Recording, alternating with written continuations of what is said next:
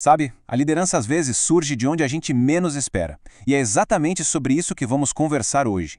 Vamos mergulhar na jornada de Neemias, um servo que se tornou um líder, e entender como essa história, esse modelo, pode servir de inspiração para a nossa própria transformação.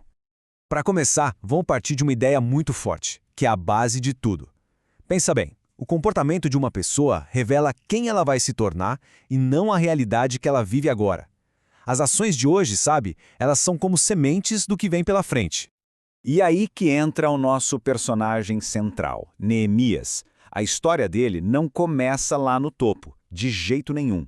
Ele era um servo vivendo numa terra que nem era a sua. Uma posição que, para qualquer um que olhasse de fora, parecia um beco sem saída, um destino já selado.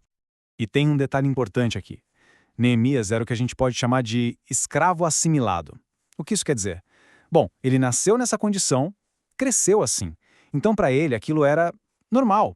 Ele estava tão acostumado com a realidade da servidão que nem enxergava mais como um problema, sabe, como uma limitação.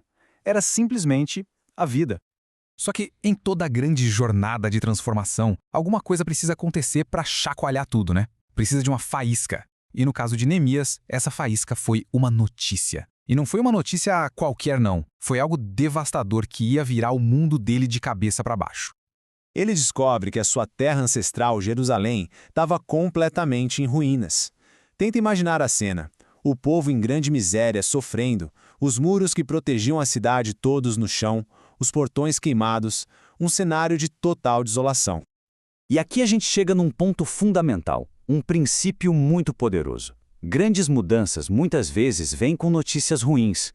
Pensa só, quando tá tudo certo, tudo tranquilo, a tendência é não mudar nada, né? A gente fica na inércia. É a crise, é o problema que nos força a mexer. É ali que nasce a verdadeira oportunidade de transformação. Mas antes de sair fazendo qualquer coisa, antes de qualquer ação prática, acontece algo dentro de Neemias. Uma mudança interna, sabe? E é essa virada de chave, essa transformação por dentro, que vai ser o combustível para tudo que ele vai fazer em seguida. Olha só que interessante a fórmula que surge aqui. Tem duas partes. Primeiro, a indignação emocional. A história conta que ele sentou, chorou, ficou de luto por dias. Ele sentiu a dor na alma. E segundo, o compromisso espiritual.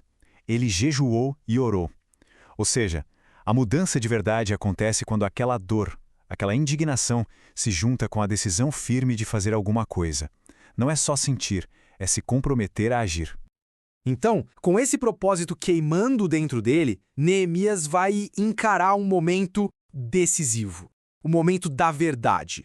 Ele vai ficar cara a cara com a pessoa mais poderosa que ele conhecia, o rei Artaxerxes. E algo acontece. Pela primeira vez, Neemias não esconde a tristeza diante do rei. Ele deixa transparecer o que está sentindo. E essa vulnerabilidade, que era algo totalmente fora do comum, cria uma brecha. O rei percebe, nota que tem algo diferente e faz a pergunta que muda tudo. O que você me pede? E a resposta dele é impressionante. Ele não hesita, não pensa, o que eu peço? Não, ele já tinha um plano completinho na cabeça. Ele não pede ajuda de forma genérica. Ele pede uma licença, cartas de passagem segura, uma ordem para liberar madeira, tudo muito específico. Isso mostra que ele não estava só triste, ele já tinha pensado em toda a solução. E aqui está o ponto crucial, né? É preciso saber o que se quer, porque as oportunidades elas não costumam bater na porta duas vezes. A atitude de Neemias já mostrava a mentalidade de um líder. Ele estava preparado para transformar um momento que poderia ter passado batido num passo gigantesco. Ele ainda era um servo, mas a cabeça dele já era de um governante. Bom, com a permissão do rei e os recursos na mão, Neemias finalmente chega a Jerusalém. Mas quem acha que a parte difícil tinha acabado se enganou feio. A jornada estava longe do fim. Agora, ele ia ter que lidar com a oposição externa. E não deu outra. Assim que a reconstrução começa, aparecem os inimigos. 2 oficiais, Sambalate e Tobias, começam a zombar, a menosprezar o trabalho. Isso é um padrão, né? Sempre que alguém tenta fazer algo grande, algo diferente, aparece quem duvide e quem critique. Muitas vezes, essa zombaria é até um sinal de que se está no caminho certo. E a resposta de Neemias para isso? Bem, aqui a gente vê a mentalidade dele em ação. O cara era, numa palavra, indesistível. A cena descrita é fantástica. Com uma mão, o povo trabalhava na construção e com uma outra segurava uma arma. Estavam prontos para construir e defender ao mesmo tempo. Desistir simplesmente não era uma opção. E todo esse foco, essa determinação que não se abala, bem, isso levou a um resultado que desafiou absolutamente todas as expectativas. 52 dias. Foi só isso que eles levaram para reconstruir os muros de Jerusalém. Para a gente ter uma ideia do que isso significa, especialistas hoje estimam que uma construtora moderna, com toda a tecnologia, levaria mais de 500 dias. A matemática, para quem tem um propósito claro, parece que funciona de um jeito diferente. E essa façanha inacreditável é o que completa a transformação. Pensa na jornada, de copeiro do rei a visionário, de planejador a construtor. E o resultado final? O povo, vendo tudo aquilo, vendo a liderança e a determinação, o nomeia como novo governador.